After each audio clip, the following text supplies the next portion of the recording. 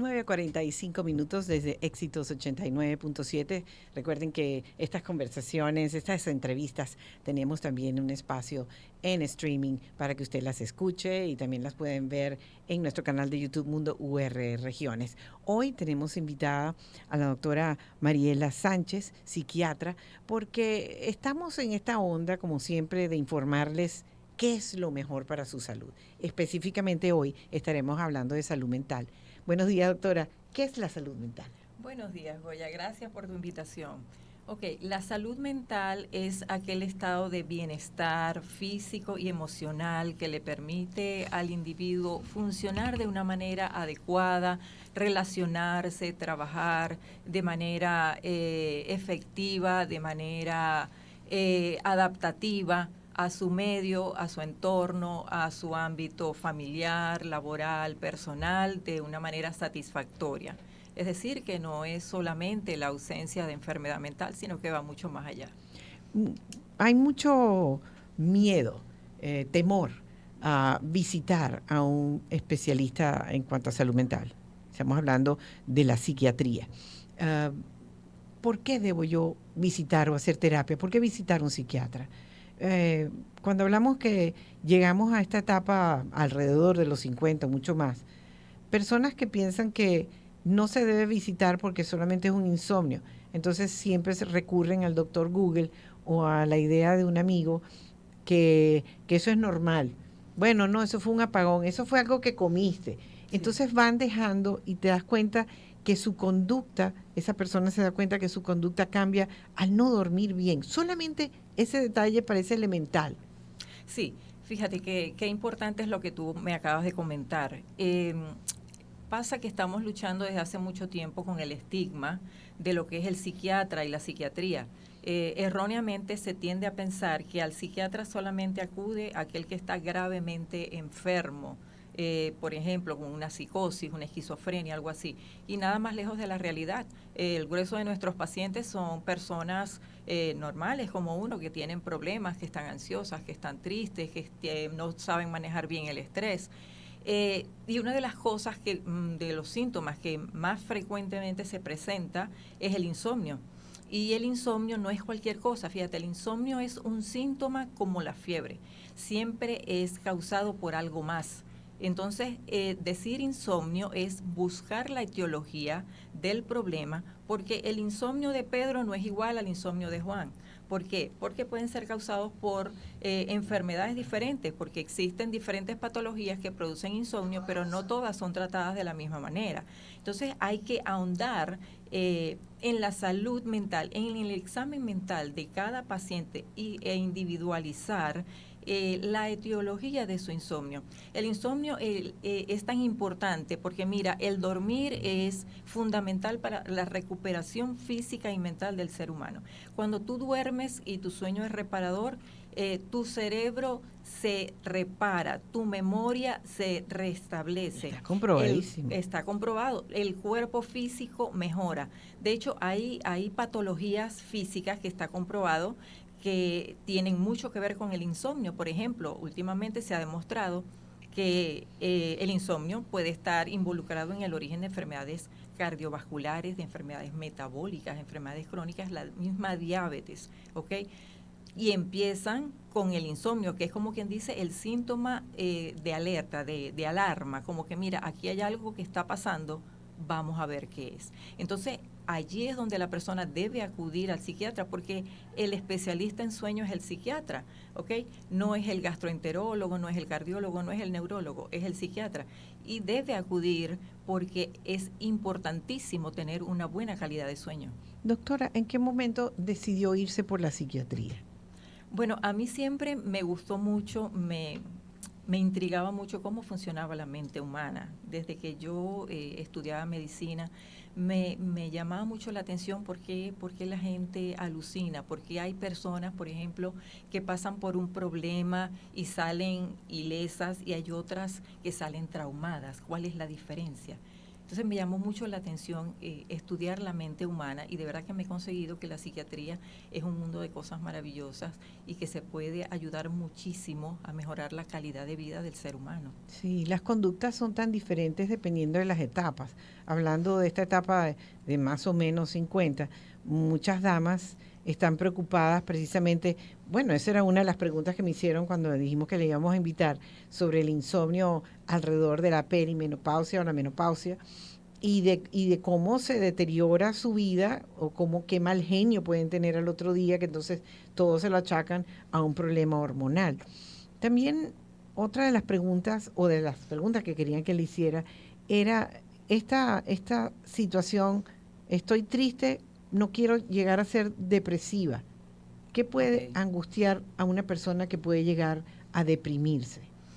Bueno, en relación con lo de el entorno de la edad de los 50 años, lo de más o menos 50, esta es una edad sumamente importante porque se producen cambios vitales en el ser humano.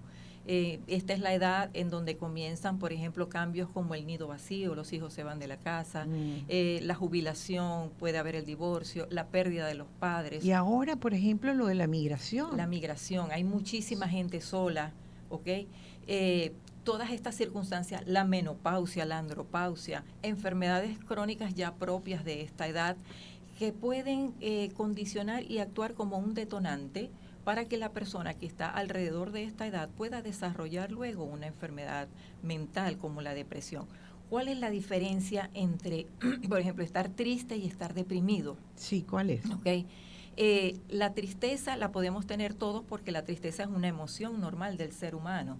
Tú puedes tener un mal día y tú estás triste, ¿ok?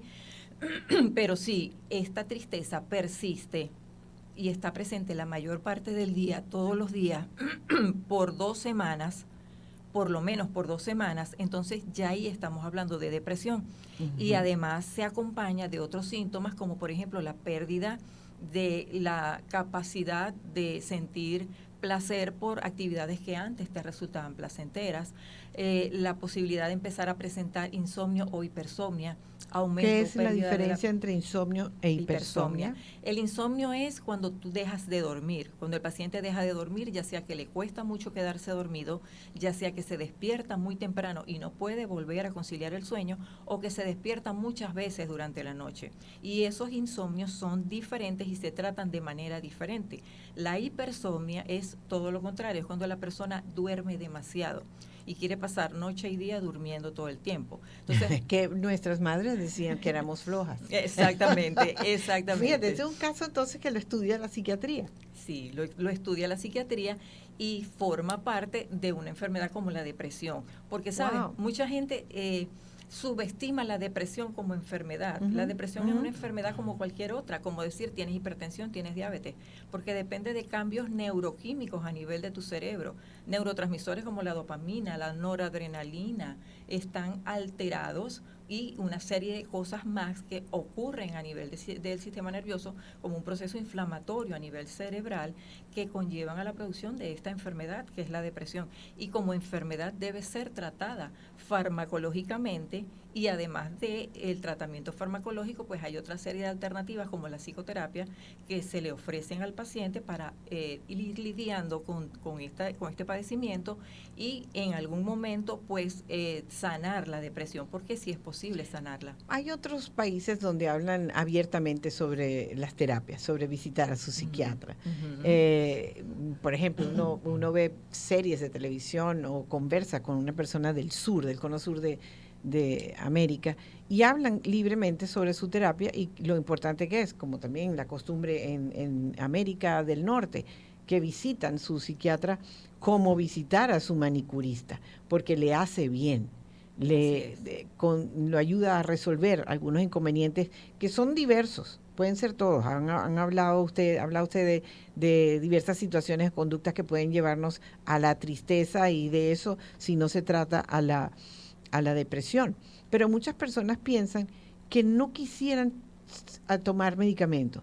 O sea, primero imagino que el doctor hace su diagnóstico y puede mantenerse en terapia pues de encuentros bajo terapia. Sí. Sin el fármaco. Lo importante es primero hacer una buena valoración del paciente, ¿ok? Hay que hacer un buen examen mental, una buena historia clínica del paciente, evaluar cuáles son sus factores predisponentes, tanto personales como familiares, evaluar cuáles son sus circunstancias de vida, cuáles son las otras comorbilidades o enfermedades intercurrentes en ese momento. Y esto es lo que nos va a decir la intensidad de la depresión que presenta el paciente en ese momento. Porque si se trata, por ejemplo, de una depresión leve, el paciente puede que con una psicoterapia cognitivo-conductual, que es una de las que funciona mejor y más rápido, pudiera que fuera suficiente para que él saliera del problema. Se le recomiendan otras actividades como ejercicio físico, relajación, actividades de meditación, yoga, todas estas cosas son muy útiles. Es que increíble, doctora, que ha hablado usted de la dopamina y nosotros tenemos todo en nuestro cuerpo para sanarnos. O sea, Así activar la dopamina con ejercicio, ¿verdad? Sí, con las actividades que te producen placer. Placer, correcto. Porque incluso alguien hablaba en estos días cuáles eran los tesoros de la vida y qué te animaba en la vida. Y hablaba de tener tiempo para pasar con sus amigas. Esto es algo que sucede también después, durante la menopausia y después de la menopausia. El encontrarse con amigas o amigos, o sea, sin necesidad de la ingesta alcohólica, sino el solo compartir, está comprobadísimo también que sube la dopamina y hace que sea placentera su vida. Sí, fíjate qué importante es la socialización, el encuentro. No hay nada más perjudicial para el ser humano que la soledad, ¿ok? El socializar, el encuentro con amigos, no solamente porque te produce liberación de estos neurotransmisores como la dopamina, las endorfinas, sino también porque está demostrado que el aislamiento social deteriora el cerebro. Los neurólogos recomiendan siempre como, digamos, algunos mecanismos protectores para el sistema nervioso el sistema nervioso central, la socialización como factor protector. Es decir, socializar, conversar, salir, hablar, vamos a tomarnos un café. Esto es muy importante y cuando no lo podemos, porque como tú lo has dicho al principio, hay mucha gente que se quedó sola, que se le fueron los mejores amigos, que se le fue la familia, utilizar por lo menos las tecnologías que tenemos a nuestra mano, ¿ok? Que a través del teléfono, a través de la computadora, hacer un encuentro, mira, vamos a vernos, hacemos un grupo de WhatsApp y nos vemos y conversamos y echamos bromas. Todo eso es importantísimo, porque todas estas actividades sociales ayudan a mantener funcional el sistema nervioso. En este programa de más o menos 50, que está diseñado para ser accesible y personalizado, fomentando una vida activa y saludable de la Clínica Tendencia, usted está a cargo de la parte de salud mental.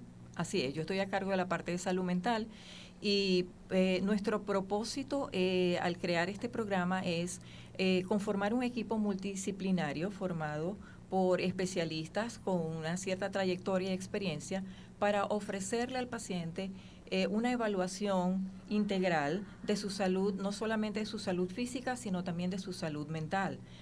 Muchos de nuestros usuarios llegarán con algunos tipos de patologías, con algún trastorno que no había sido diagnosticado porque de repente, tal vez por el estigma, no había querido consultar, pero que al tener al especialista en salud mental en el equipo, pues aquí lo tienes, puedes utilizar este especialista que te puede evaluar y puede diagnosticar si tienes algo.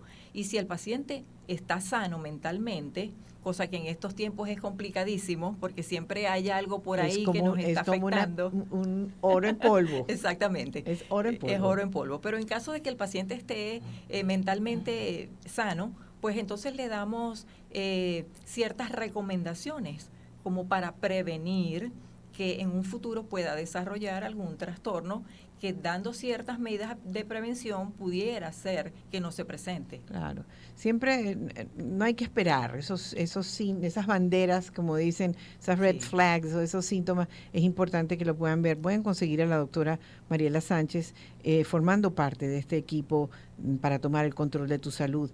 A cierta edad debemos hacerlo. Por eso es este programa Más o menos 50 de la Clínica Tendencia. La doctora Mariela Sánchez estuvo con nosotros, psiquiatra, psicoterapeuta, profesora de la Cátedra de Psiquiatría de la Facultad de Medicina de la Universidad del Zulia y miembro del Comité Académico de Posgrado. Ha sido un fascinante momento compartir con ustedes. Espero verla más pronto para que hablemos de un caso específico que yo sé que tienes muchos felices casos que compartir con nosotros. Encantadísima, claro que sí, lo podemos hacer. Gracias. Buenos Gracias a días. ti.